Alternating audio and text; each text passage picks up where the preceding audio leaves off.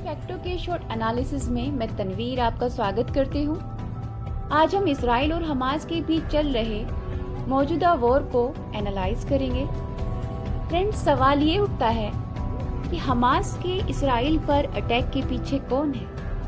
Iran और Hezbollah है या फिर इसराइल की मौजूदा सरकार?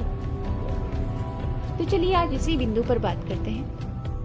हमास ने 7 अक्टूबर को इसराइल पर हमला किया था और हमले के बाद से आज 7वें दिन तक इसराइल गाजा पट्टी को बुरी तरह से तहस नहस कर चुका है। दुनिया को हैरानी इस बात पर है कि वो इसराइल जिसके पास दुनिया का सबसे एडवांस डिफेंस सिस्टम मौजूद है, वो इसराइल जिसके पास दुनिया की सबसे तेज तर्रार इंटेलिजेंस एजेंसी मोसाद मौजूद है, वो इसराइल जिसकी फौज के पास दुनिया के सबसे एडवांस हथियार मौजूद हैं। ये सब होते हुए आखिर कैसे हमास नाम का एक छोटा सा देसी हथियारों वाला संगठन इसराइल पर इतना बड़ा हमला करने में कामयाब हो जाता है?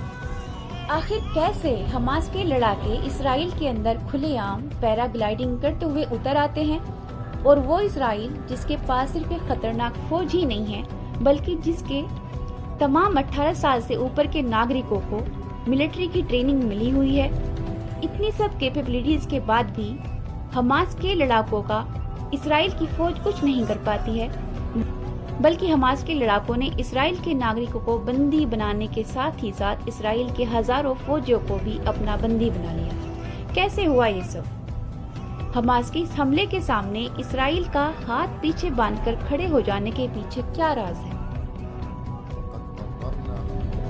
ऐसा कैसे मुमकिन है कि हमास इसराइल पर हमले की तैयारी करता रहा और मोसाद को कुछ पता ही नहीं चल पाया? वो क्या चीज थी जिसके लिए इसराइल ने अपने हजारों नागरिकों को बलि चढ़ा दिया और अपने डिफेंस सिस्टम और अपनी खतरनाक फौज को स्लीपिंग मोड पर डाले रखा? कहीं ऐसा तो नहीं कि ये सब एक सोची समझी प्लानिंग के तहत हो रहा है? कहीं हमास और इसराइल की मौजूदा सरकार के बीच कोई डील तो नहीं चल रही है? क्योंकि पिछले कई महीनों से इसराइल में नेतन्याहू का विरोध जोरों पर चल रहा है और ये हमला होने के बाद इसराइल की जनता का ध्यान प्रोटेस्ट की तरफ से हट जाएगा और नेतन्याहू का विरोध खत्म हो जाएगा। रही बात फिलिस्तीन की, तो सब जानते हैं कि फिलिस्तीन को इस तरह के हमलों से कोई फायदा होने वाला नहीं है, बल्कि इसराइल गाजा पट्टी को बुरी तरह से बर्बाद कर रहा है।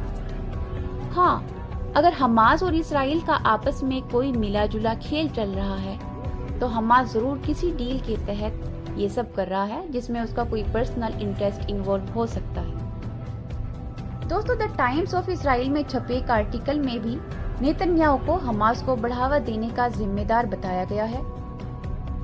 अभी कुछ ही दिन पहले इसराइल के कान पब्लिक ब्रॉडकास्टिंग की रिपोर्टर आसम ओजिलो ने अपने एक ट्वीट में लिखा था कि इस्लामिक जिहाद ऑर्गेनाइजेशन इसराइल के बॉर्डर के पास एक नौसी एक्सरसाइज कर रहा है जिसमें वह मिसाइल लॉन्च करने, इसराइल में घुसने और इसराइली फौजियों को किडनैप करने की प्रैक्टिस कर रही है।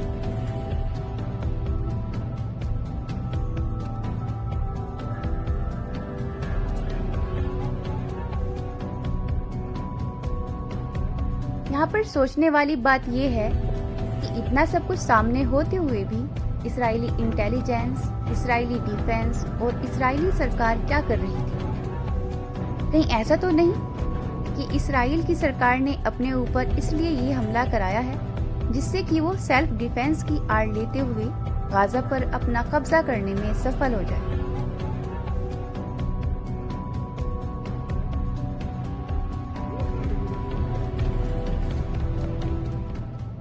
देखते हैं दोस्तों, आगे आने वाले समय में इसका जवाब भी खुद ही मिल जाएगा। अभी तक के एनालिसिस में बस इतना ही। मिलते हैं जल्दी ही किसी और रिपोर्ट के साथ। तनवीर को दीजिए इजाजत। शुक्रिया।